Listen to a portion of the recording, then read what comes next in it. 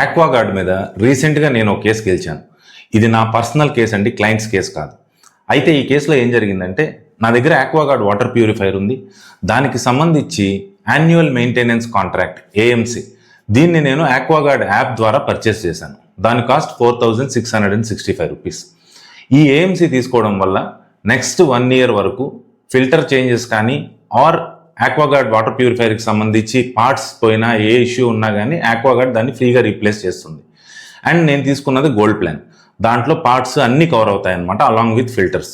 అయితే నేను ఏఎంసీ తీసుకున్న నెక్స్ట్ డే ఆక్వాగార్డ్ టెక్నీషియన్ వచ్చి వాళ్ళు ఫిల్టర్స్ చేంజ్ చేయకుండా, ఇది ఓల్డ్ వాటర్ ప్యూరిఫైయర్, దీంట్లో కొన్ని పార్ట్స్ పోయే అవకాశం ఉంది, మీరు ఆ పార్ట్స్ చేంజ్ చేసుకోకపోతే ఇప్పుడు ఫిల్టర్స్ చేంజ్ చేసినా కానీ మళ్ళీ మీకు ఇష్యూస్ వస్తాయి అని చెప్పారు.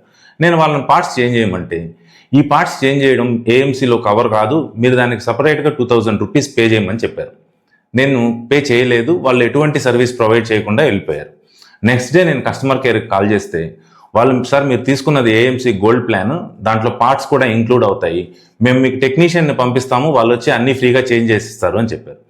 ఆ తర్వాత టెక్నీషియన్ రాలేదు. I was in continuous follow-ups with customer care, calls ద్వారా ఈమెయిల్స్ ద్వారా అన్నీ చేస్తూ ఉన్నాను. 1 మంత్ వరకు ఎటువంటి యాక్షన్ వాళ్ళు తీసుకోలేదు.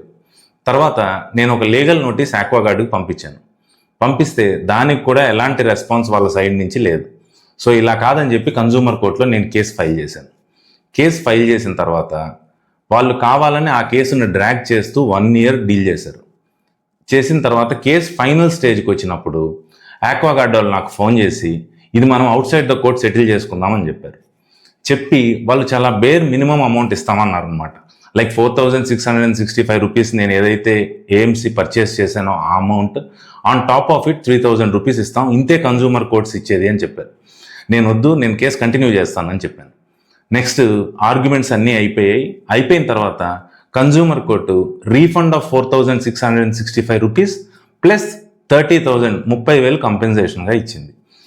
కంపెన్సేషన్ ఇచ్చిన తర్వాత ఆక్వాగార్డ్ వాళ్ళు ఇమ్మీడియట్గా ఆ అమౌంట్ని డీడీ రూపంలో కోర్టులో డిపాజిట్ చేశారు, అలాంగ్ విత్ ద ఇంట్రెస్ట్. దాన్ని నేను విత్డ్రా చేసుకున్నాను. So consumer courts are very powerful అండి. 100 రూపీస్కి 1000 రూపీస్కి కన్జ్యూమర్ కోర్ట్స్కి ఏం వెళ్తామని అనుకోవద్దు. మీరు తీసుకున్న గూడ్స్ మీద కానీ, లేదా మీరు ఏదన్నా సర్వీసెస్ పర్చేస్ చేస్తుంటే వాటి మీద కానీ డెఫిషియన్సీ ఉంటే ఖచ్చితంగా కన్జ్యూమర్ కోర్ట్కి వెళ్ళండి, మీకు న్యాయం జరుగుతుంది. అండ్ కన్జ్యూమర్ కోర్ట్స్లో చిన్న అమౌంట్స్ ఉండేటివే కాదండి, కోట్ల రూపాయలు ఉండే డీల్స్ కూడా కన్జ్యూమర్ కోర్ట్లో సెటిల్ అయ్యే అవకాశం ఉంది if you are a customer.